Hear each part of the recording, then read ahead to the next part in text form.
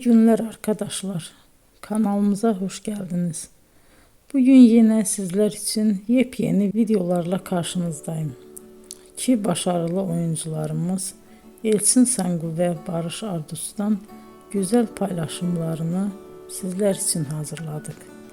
Elçin Sangu, Sevdim Alabora, Yalancı ve Mumları, Kiralık Aşk, İyi Günde Kötü Günde bu dizilerde rol almış ve herkes tarafından çok beğenilmiştir.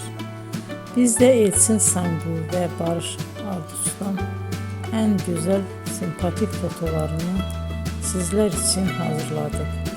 Bu karelerin devamını istiyorsanızsa emeğe saygı olarak kanalımıza abone olup yorum yazmayı unutmayın arkadaşlar. Teşekkür ederim.